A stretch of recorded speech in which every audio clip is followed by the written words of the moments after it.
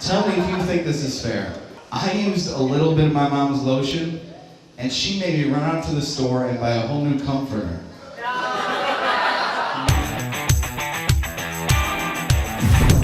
That's tight. I am in Southern Fried Comics in Anderson, South Carolina. This is what Martin Luther King Jr. dreamed of right here. Greenville, South Carolina is sort of a small southern scene. Nobody even knows there's comedy in Greenville. They're like, we have comedy? We need comedy real bad around here. We do the work ourselves. We produce the shows ourselves. We do the labor ourselves of setting up the chairs, taking things down. Comedians here in Greenville are pound for pound as funny as any others in the nation. Tom Evans, he scares the crap out of me. What's up with those goats? Are you planning on eating them? I do. I've eaten them. Eat them. I ate Adam. Shivani. You named it and then eat them? Yeah. It's not that I'm like, well, this one's gonna die, let's name it. We'll have the naming ceremony. I wish it wasn't quite this warm, but I'm glad it's warm. I don't see any fake fur tonight. What's this? It's better when you just shut up and listen than when you yell stuff out.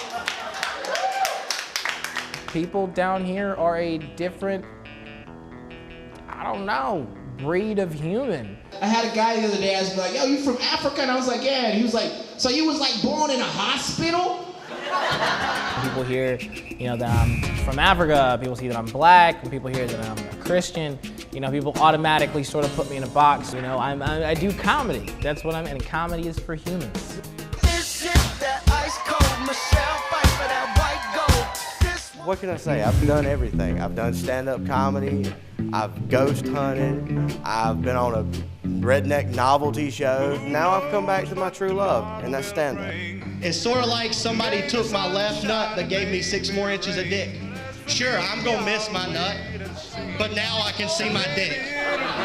You can't follow basic directions, Moo Moo. Keep it clean. Sure, I did. No, Then you laugh. didn't. In the South, there is an audience for clean comedy. Probably more so than anywhere else in the country. Here's what's up.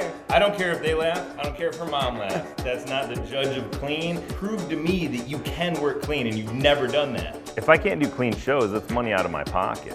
If the audience goes with it and they have fun, why am I going to insult an audience intelligent by going, oh no, you can't hear fuck?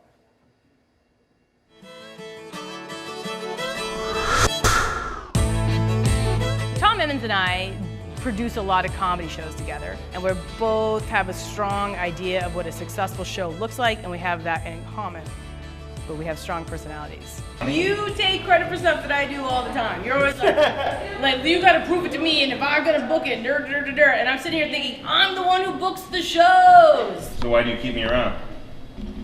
Carrie, she's a novelist, and I know this because she won't shut up about it. I wrote a book called Ruthless. I knew that I wanted to be a writer from the age of 15, and I always wanted to be a comedian, but I didn't have the balls to do comedy until my ex-husband left me, so there you go. You know that Carrie wrote Ruthless because when you get to the end of it, there's no punchline. What do you think, Rocky? Make a call. Too much or just enough? Sure, you should diversify your material. People say that I'm cocky, and I'll agree with that. I am cocky, but I think it's a good thing. We all want to be the best.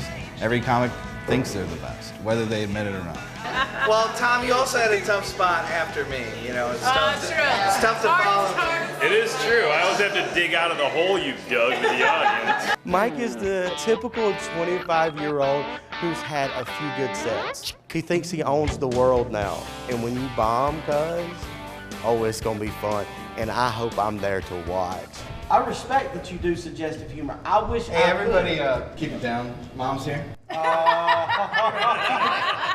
God, it's so hard to be normal. I gotta try to be normal sometimes. Because I got these kids, and I want them to be able to have friends, and I want them to be in the homeschool groups, and they're already shoveling shit uphill just on account of being Jewish. But I'm never gonna be anyone but the dark person inside. And so for me, comedy is a way to embrace that instead of just stomping it down and waiting for the inevitable explosion.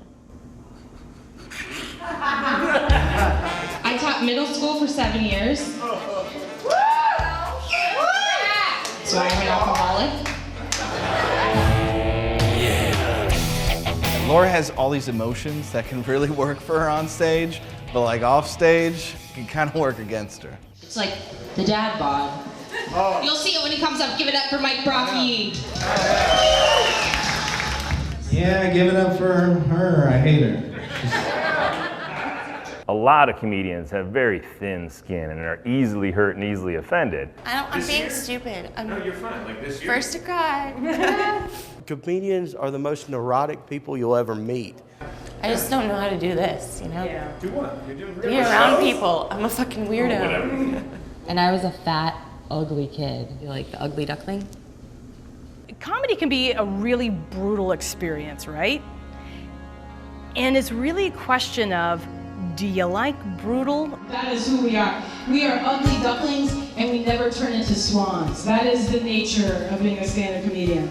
It really is. Except for Laura. Laura's a swan.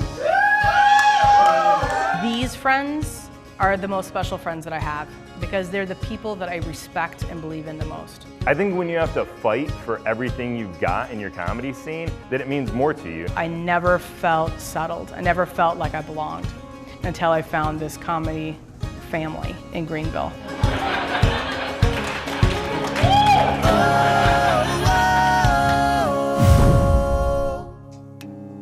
You guys just saw Mike Brocky. He and I are already working on our own spin-off show called Cart Before the Horse.